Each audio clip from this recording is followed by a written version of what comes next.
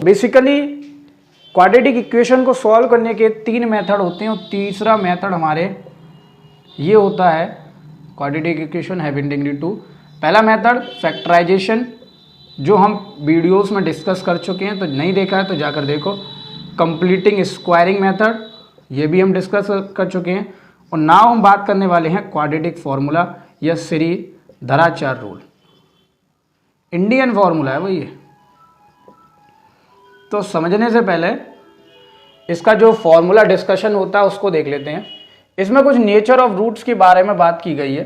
तो पहला जो फॉर्मूला होता है वो होता है x is equal to minus b plus minus under root d upon 2a।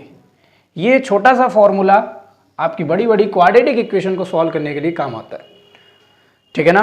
तो सिंपल हम करने जा रहे हैं बात, तो इसके लिए पहले हमें इसको सिंबलाइज करना पड़ेगा, इसके सिंबल्स को समझना पड़ेगा।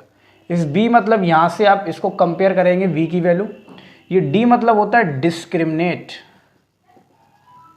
अब स्पेलिंग आप देख लेना। a मतलब यहां से जो रियल नंबर आता है x का कोफिशिएंट, ये जो b है वो x का कोफिशिएंट और j जो है वो x स्क्वायर का कोफिशिएंट है। ये किसका है? x का कोफिशिएंट, जो इस इक्वेशन से मिलेगा। अब d क्या होता है? d का फॉर्मूला होता है d is equal to b square minus 4ac। क्या होता है? d is equal to b square minus 4ac, जो x का कोफिशिएंट है उसका स्क्वायर करना minus 4 multiply a into c. यही बहुत इंपॉर्टेंट है। जब आप अप्लाई करेंगे यानी कि एक तरीके का एंट्री पास है। क्या भैया? एंट्री पास। बिना इसके आप क्वाड्रेटिक फॉर्मूला नहीं लगा सकते। क्यों? क्योंकि इसमें नेचर ऑफ रूट्स होते हैं।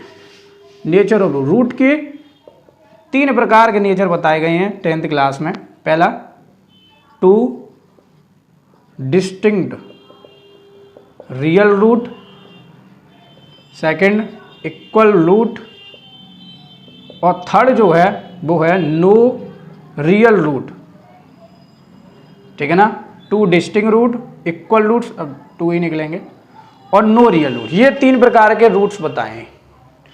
इसी हिसाब से नेचर ऑफ रूट्स को हम डिस्कस करेंगे कि नेचर ऑफ रूट डी पर कैसे डिपेंड करेगी। आइए देखते हैं। जैसे डी आपका 0 से बड़ा होता है, डी आपका यहाँ तो 0 से छोटा है तो बड़ा कर देते हैं। अब बड़ा छोटा तो जानते हो, माउथ जिसकी तरफ खुले वो बड़ा हो जाता है। तो डी आपका 0 से बड़ा है, ये वाला माउथ खुला है डी की तरफ तो डी बड़ा होगा। तो इसके जो रूट्स निकलेंगे वो क्या निकलेंगे? 2 डिस्टिंक्ट रूट। कैसे निकलेंगे? 2 डिस्टिंक्ट रियल रूट।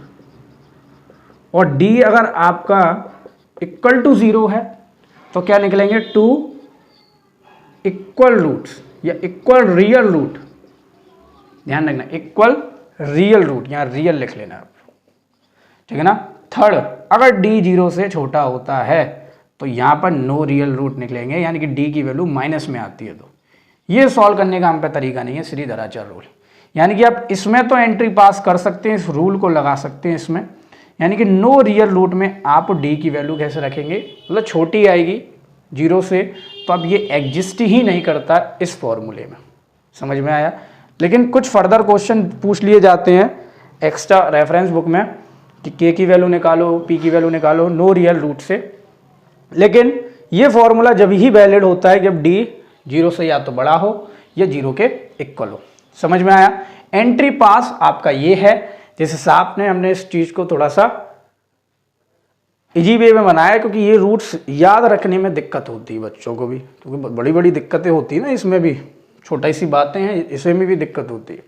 तो नो रियल रूट्स के रूट्स यहाँ नहीं निकलते। तो एक क्वाड्रेटिक इक्वेशन दी है सो भी रूट वाली, उसके हम क्या निकालेंगे?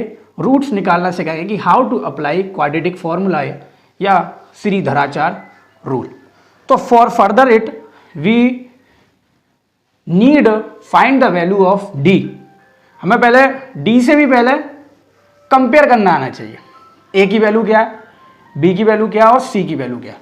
अगर हमें कंपेयर करना नहीं आ रहा इसके द्वारा तो फिर दिक्कत हो जाती है। जैसे दिया 2x स्क्वायर प्लस के 5 रूट 2x प्लस के 6 इज इक्वल टू 0।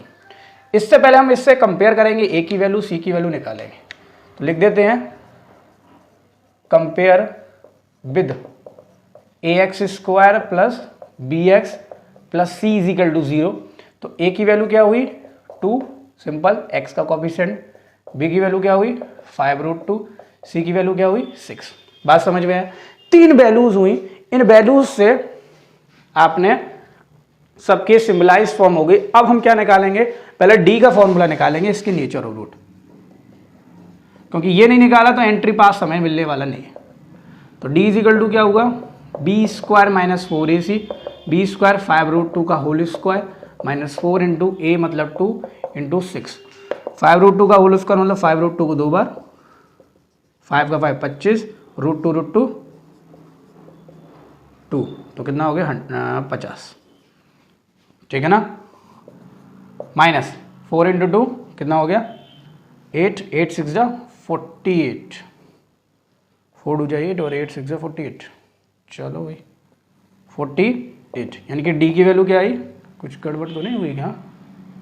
हाँ 5√2, 5 का 5, 2 का 2 50 और 50 इंटू 2 और 50, 4 2 जा 8, 8 6 48, यानी डी की वैल्यू क्या आई 2 आई, ठीक है ना। और ये कैसी है, इससे बड़ी, 0 से कैसी है बड़ी, तो लिख देंगे they have 2 distinct real root, not imaginary root जो आगे करेंगे डिस्कस 11th में। दे हैव 2 डिस्टिंक्ट रूट, यानी कि आपको पास मिल के आप इस फॉर्मूले को लगा सकते हो। जब आप इस फॉर्मूले को लगाओगे तभी सॉल्व होगा, ठीक है ना। यानी कि हमें अप्लाई करना भी आना चाहिए कि कैसे इस चीज को लगाएंगे। अगर क्वेश्चन में कहता फाइंड डिस्क्रिमिनेट, क्या फाइंड डिस्क्रिमिनेट, तो फिर यहीं तक निकालती है डी की वैल्यू, लेकिन उसने कहा फाइंड द रूट्स, तो रूट्स निकालेंगे। तो बाई क्वाड्रेटिक फॉर्मूला हुआ x इक्वल टू माइनस के b plus minus under root d upon 2a। बारी बारी लगाएंगे, पहले वैल्यू लगा देते हैं माइनस बी की वैल्यू प्लस में है 5√2 प्लस, अभी प्लस माइनस दोनों लगा देते हैं, अंडर रूट 2 इंटू ए की वैल्यू 2। तो पहले प्लस के लिए सॉल्व करेंगे 5√2, प्लस के लिए सॉल्व करेंगे प्लस √2 लिखेंगे पहले अपॉन 4। पहले प्लस के लिए सॉल्व किया हमने, प्लस √2 किया। अब माइनस के 5√2 में से प्लस के √2 गया तो कितना बचा, माइनस के 4√2 अपॉन 2, 4 से 4 गया, यानी कि x इक्वल टू माइनस के √2। सिंपल था, कोई दिक्कत नहीं थी, इतनी चीज़ समझ गए। अब यहाँ पर क्या होता है, हमने प्लस के लिए पहले सॉल्व किया, दोनों थे, अब माइनस के लिए, तो x इक्वल टू माइनस के 5√2 माइनस के √2 अपॉन 4, ठीक है ना। कोई दिक्कत नहीं, माइनस लिख दिया इसकी जगह, क्योंकि यहाँ दोनों है, प्लस माइनस दोनों से सॉल्व करना है, क्योंकि 2 रूट निकलेंगे, क्वाड्रेटिक इक्वेशन है। तो x इक्वल टू, ये दोनों प्लस होंगे क्योंकि माइनस माइनस प्लस, तो कितना हो जाएगा यहाँ 6√2, सिंपल, माइनस 5√2 माइनस √2, तो आंसर क्या हो जाएगा माइनस के 6√2, माइनस माइनस प्लस, लेकिन साइन क्या आएगा माइनस का, अपॉन 4।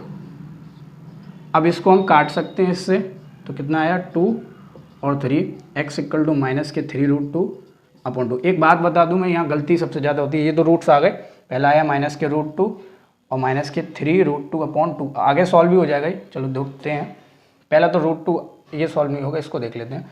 तो दिया x इक्वल टू माइनस के 3√2 अपॉन 2, इस 2 को 2 बार लिख सकते हैं √2, ठीक है ना।